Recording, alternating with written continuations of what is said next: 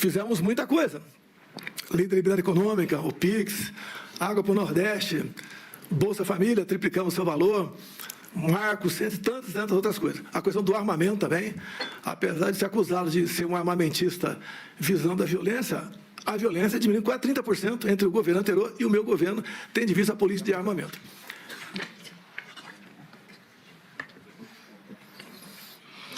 Vamos a um outro tópico importante, a reunião do dia 7.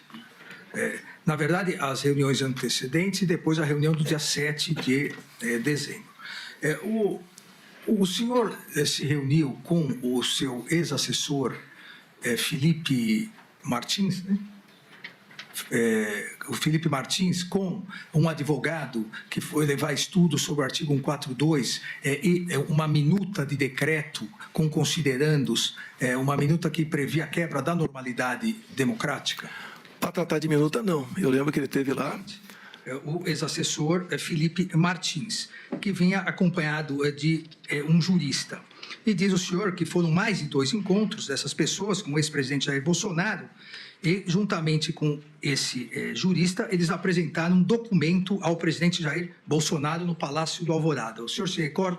Eu gostaria que o senhor explicasse como foi essa apresentação e do que se tratava o documento. Sim, senhor. Então, agora, em termos de datas, não me lembro bem como foi, mas me parece que foi umas 2, no máximo 3 reuniões, talvez 2, em que foi levado esse documento ao presidente. O documento consistia basicamente de 2 partes, né? A primeira parte eram os considerandos, né? Eram 10, 11, 12 páginas, né? Muito robusto. Nesses considerandos, eles listavam basicamente as possíveis interferências, intervenções do STF e do TSE no governo Bolsonaro e nas próprias eleições.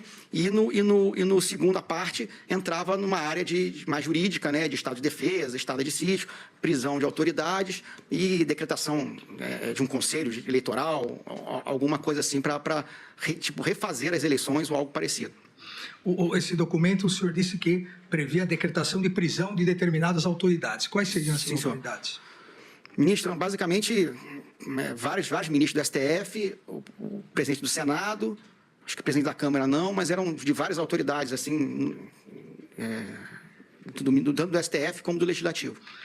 Também previa, o senhor disse, uma comissão eleitoral. Sim, senhor. Essa comissão eleitoral iria... Qual seria a função dessa comissão eleitoral? Eu não me ative muito nos detalhes do documento, mas seria conduzir uma nova eleição, né, baseado numa eleição anulada, algo então, assim. Seria para conduzir uma nova eleição após a eleição já realizada. Sim, senhor. O ex-presidente Jair Bolsonaro recebeu e leu esse documento? Sim, senhor. Recebeu e leu. Ele fez algumas alterações no documento? Sim, senhor. Ele, de certa forma, enxugou o documento, né? Ele enxugou o documento, basicamente retirando as autoridades das prisões, né? Somente o senhor ficaria como preso. O resto não... Foi várias vezes teve no Alvorada, foi uma vez só não. Raras vezes conversei com ele. Ele não é a pessoa adequada para tratar de minuta, seja qual for. Ele que o senhor diz? O Felipe Martins. Felipe Martins. Se bem que eu digo uma coisa, né? Quando se fala em minuta, dá a entender que é uma minuta do mal. Da nossa parte, tá? Quando se fala em minuta do mal, conspiração, né? Eu sempre tive o lado da Constituição. Então, eu refuto qualquer possibilidade de falar em minuta de golpe ou uma minuta que não esteja enquadrada dentro da Constituição brasileira. Mas essa minuta, esse documento que o senhor conversou com eles, continha o quê? Não conversei sobre essa minuta, foi bater um papo lá apenas. Teve um padre presente também, não lembro o nome dele. Era comum padre, pastores, ir orar lá na Alvorada, e eu atendia todo mundo. Muitas vezes entrava uma pessoa lá e no carro tinha mais 3 ou 4. E nem sempre eu atendia todo mundo. Geralmente estava na parte domiciliar, que é de cima, e às vezes eu descia para atender essas pessoas lá embaixo, que era o escritório da presidência. Não fiquei na presidência, não teria tido um montão de problemas se estivesse lá, dada a minha erisipela, que me vitimou por aproximadamente 20 dias. No dia 7/12, o senhor se recorda da reunião com o ministro da Defesa e os comandantes militares? Eu não posso garantir que tal dia foi tratado tal assunto. 7 de dezembro, você está 7 de dezembro. Eu não posso dizer que estou tratando desse ou daquele assunto. Essas reuniões que ocorreram, tá, foram, em grande parte, em função da decisão do TSE. Quando nós peticionamos o TSE sobre possíveis vulnerabilidades, no dia seguinte, não foi acolhido, não se discute nada mais além disso, e nos surpreendeu uma multa de 22 milhões de reais. Essa multa nos abalou e, no nosso entendimento, se a gente viesse a recorrer, né, da multa ou da petição, a multa poderia ser agravada e outras coisas poderiam acontecer. Então, nós decidimos, então, não, pelo TSE, encerrar daí qualquer discussão sobre o resultado das eleições. Coisa que, no passado, sempre foi feito com muita constância, né, por parte de outros partidos. Conosco, nós nos vimos tolhidos ali de questionar. Poderia, se não tivesse a multa, a gente poderia entrar mais 2, 3 petições e está encerrado o processo, não tinha mais que discutir mais nada. Agora, o senhor não se recorda da data, mas o senhor se recorda dessa reunião com o ministro Paulo, então ministro Paulo Sérgio, o comandante Freire Gomes e o almirante Garnier? Olha, o que foi conversado nessas poucas reuniões, que teve reunião para tratar de outros assuntos. Por exemplo, tratamos de GLO, porque os caminhoneiros estavam parando na iminência de parar sobre o que poderia acontecer com aquela multidão em frente aos quartéis. Então, teve reunião para tratar exclusivamente desse assunto. Conforme falou o Freire Gomes, talvez foi nessa reunião, nós estudamos possibilidades outras dentro da Constituição. Ou seja, jamais saindo das 4 linhas. Como o próprio comandante Paulo Sérgio falou, que tinha que ter muito cuidado na questão jurídica, porque não podíamos fazer nada fora disso. Obviamente, a gente sabia disso. Em poucas reuniões, abandonamos qualquer possibilidade de uma ação constitucional. Abandonamos e enfrentamos aí o ocaso do nosso governo. O réu colaborador, Mauro Cid, diz que ele estava presente na reunião com o senhor, com o assessor Felipe Martins e, como o senhor lembrou também, numa das reuniões um padre estava presente. E nessa reunião foi-lhe apresentado uma minuta, um documento com vários considerandos e algumas previsões, e o senhor teria, aqui entre aspas, nos termos utilizados pelo réu colaborador, o senhor teria enxugado essa minuta, esse documento, tendo feito algumas alterações. O senhor se recorda disso? Eu queria ter acesso a essa minuta. A minuta está nos autos. Mas não tem um cabeçalho e nem um fecho. Deve ter os considerandos ali apenas, tá? Isso foi colocado numa tela de televisão e mostrado de forma rápida ali. Mas a discussão sobre esse assunto já começou sem força, de modo que nada foi à frente. A ideia que alguns levantavam seria um estado de sítio, por exemplo. Até eu vi o ministro Fux questionando o coronel Cid aqui, se foi assinado ou não. Estado de sítio, né, como reza a nossa Constituição. Primeiro, o senhor tem que ter um fato, obviamente, né? E depois convocar os conselhos da defesa e da República, coisa que não foi feita. Então, quando alguns falam que foi dado o início é a convocação dos conselhos. Quem compõe esses conselhos? Perto da Câmara, perto do Senado, o líder da maioria na Câmara e no Senado, o líder da maioria, indicados pela população, alguns ministros. Ninguém foi convocado para participar de uma possível início de uma proposta de sítio. E vamos supor que tivesse sido convocado. O presidente encaminharia uma mensagem para o Congresso pedindo autorização para assinar um decreto. Então, não existe a possibilidade que era o presidente assinar o decreto, porque tal comandante de força não queria, outro queria. Não existiu isso aí. O que existiu na prática foi, como nós fomos impedidos de recorrer ao TSE com preocupação de uma penalidade mais alta do que ocorrida aquela de, se não me engano, 23 de novembro, nós buscamos alguma alternativa na Constituição e achamos que não procedia e foi encerrado. Agora, em função disso, apesar dessas reuniões, a não ser essa do dia 7, talvez aqui, todas as demais serem reservadas, eu, minha defesa e 2 ou 3 comandantes, as ilações, o que estava tentando tratar lá dentro, ocorria solto. Então, a gente lamenta as ilações, mas em nenhum momento eu, minha defesa ou os comandos de força, sequer pensamos em fazer algo ao arrepio da lei ou arrepio da nossa Constituição. Mas eu entendi a sua resposta, mas eu gostaria de saber, até porque no dia 26 de março, agora, desse ano, em 2025, após o recebimento da denúncia do Núcleo 1, inclusive contra o senhor deu uma entrevista coletiva, e na entrevista coletiva o senhor disse que teve acesso a essa minuta, a esse documento, que leu essa minuta, esse documento. Então, eu gostaria, se for possível, desse esclarecimento. Chegou uma minuta, um documento, um esboço, como o senhor queira chamar, por parte do assessor Felipe Martins, o senhor teria enxugado, alterado alguma coisa e teria, nessa reunião do dia 7, mostrado ao comandante, ao almirante Garnier, ao ministro, então ministro Paulo Sérgio e ao comandante Freire Gomes? Não procede o enxugamento, né? Tinha os considerandos. Tanto as informações que eu tenho é que não tenho na fotografia do telefone do coronel Cid, não tenho o cabeçalho, nem o fecho ali. Eu conheço muito bem o Felipe Martins. Se ele tivesse participado de qualquer coisa, eu saberia precisar aqui qualquer contato com ele. Não procede. Eu vi agora há pouco o advogado do Anderson Torres, doutor Demóstenes, falando que talvez tenha sido um coronel, citou o nome dele, que tenha passado aquela matéria lá. Então, eu quero isentar aqui, por questão de consciência, o Felipe Martins. Só agora, o advogado do Anderson Torres é o doutor Novak, do almirante Garnier então, é o doutor Demóstenes. Eu me equivoquei, doutor Demóstenes do Garnier, desculpa. Mas, tirando aqui o Felipe Martins desse momento, mas nessa reunião o senhor mostrou ao comandante Freire Gomes algum documento, como ele disse. Foi passado na tela. Na tela, os considerandos de forma bastante rápida ali.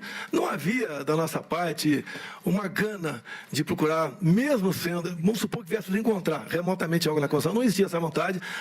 O sentimento de todo mundo é que não tínhamos mais nada o que fazer. Se tivesse feito alguma coisa, seria lá atrás, via Congresso Nacional, não foi feito, então tínhamos que entubar o resultado das eleições e poder até Vossa Excelência perguntar por que não passou a faixa. Eu não ia me submeter a uma vaia da história do Brasil, só de concordar comigo. Eu me submeter a um... mas eu não iria perguntar para o senhor. Não é você que o senhor ia perguntar. Mas seria uma explicação, porque alguns dizem que muita coisa aconteceu porque eu não passei a faixa. Não passei porque não me submeter a passar a faixa para esse atual mandatário que está aí. O comandante, o então comandante do Exército, Freire Gomes, disse que em determinado momento, ele disse no inquérito da Polícia Federal e depois, quando reperguntado por mim em juízo, ele disse que em determinado momento ele foi obrigado a dizer ao senhor que se as medidas de exceção fossem tomadas, ele teria, primeiro que o Exército jamais iria aderir e ele teria que tomar providências. Isso ocorreu? Nem tomar providência, também entender, internar quem tivesse com uma intenção dessa natureza. As Forças Armadas, missão legal dada é missão cumprida. Missão ilegal não é cumprida. Agora, em nenhum momento, como vi depois nos autos, alguém me ameaçou de prisão se prosseguisse naquela missão. Até eu repito aqui, o meu tratamento, não só com a Comissão de Defesa, com todos os comandantes de força, era semelhante de companheiro de turma da academia.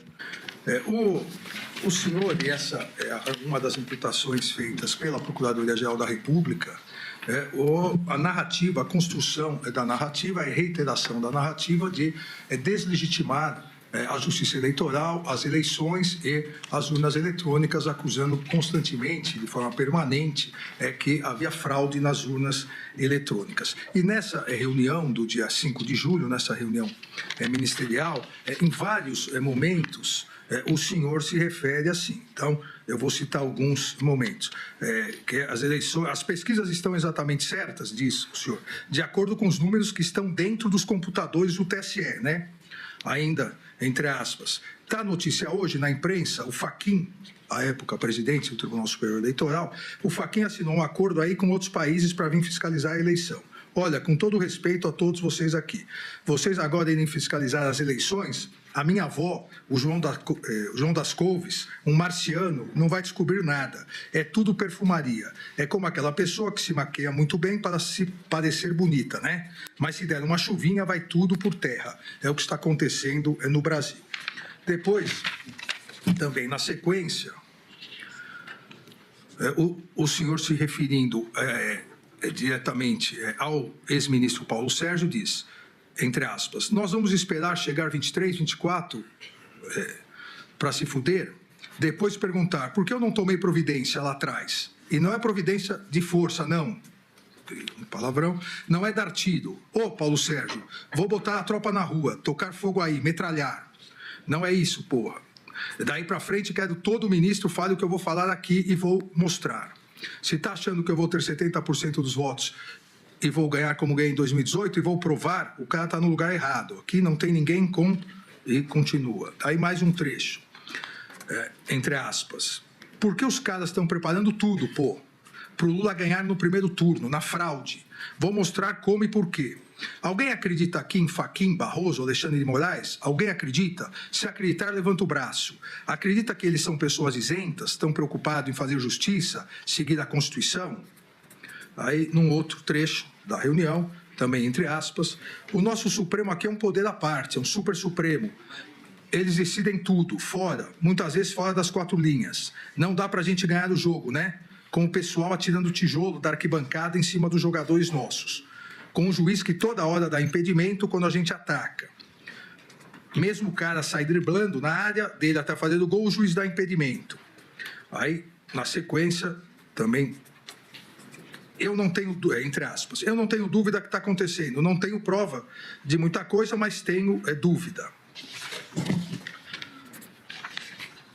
Essas afirmações que o réu fez nessa reunião, na verdade, elas foram uma sequência de várias afirmações em várias entrevistas. Então, eu queria que o réu esclarecesse qual era concretamente o fundamento que o réu tinha para poder alegar fraudes, que havia fraudes nas eleições, fraude nas urnas eletrônicas e que os ministros do TSE, citados nominalmente, à época os ministros do Supremo, que faziam parte do TSE, do ministro Barroso, o ministro Fachin e eu, estariam direcionando as eleições.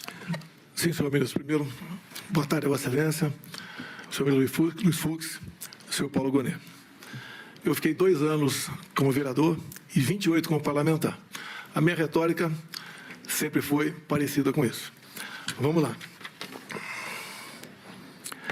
A questão da desconfiança, suspeição ou crítica às urnas não é algo privativo meu. Eu poderia citar vários nomes, citaria apenas alguns aqui. O senhor Flávio Dino, em 2012, quando ele perdeu a eleição, ou 2010, quando ele perdeu a eleição para o governo do Maranhão. Ele diz, eu teria um vídeo, mas foi indeferido o pedido, mas no vídeo está o seguinte: hoje eu tive a oportunidade de ser vítima de um processo que precisa ser aprimorado, ser melhor auditado, que é o sistema das urnas eletrônicas. E depois, o senhor acredita que houve fraude? Houve várias modalidades. Palavra do senhor Flávio Dino.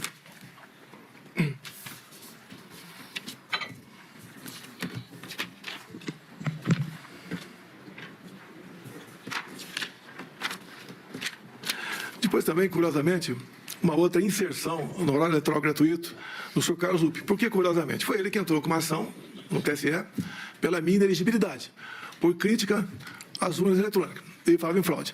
Mas numa das inserções, aproximadamente 30 segundos, que até hoje está no Facebook dele, ele termina dizendo o seguinte: sem a impressão do voto, não há possibilidade de recontagem. Sem recontagem, a fraude impera. Repito a Vossa Excelência, até hoje isso está lá no Facebook do senhor Carlos Lupe. Eu batalhei muito na Câmara, desde 2012, pelo voto impresso. Consegui aprová-lo em 2015 para 2016. A senhora Dilma Rousseff vetou, a proposta voltou para o Congresso, só na Câmara nós derrubamos o veto, com votos do PT, inclusive. No Senado, algo parecido, também derrubamos o veto. Fiquei feliz que teríamos, em 2018, o voto impresso. Eu não lembro se eu pedi audiência ou o ministro Fux me convidou. Eu fui conversar com ele sobre essa questão. E ele mostrou para mim que 5% das sessões eleitorais do Brasil teriam o voto impresso. Por que 5%? Porque não tinha recurso para mais coisa. E, com o tempo, ia chegar a 100%. Fiquei muito feliz, agradecer ao ministro Fux, me tratou muito bem.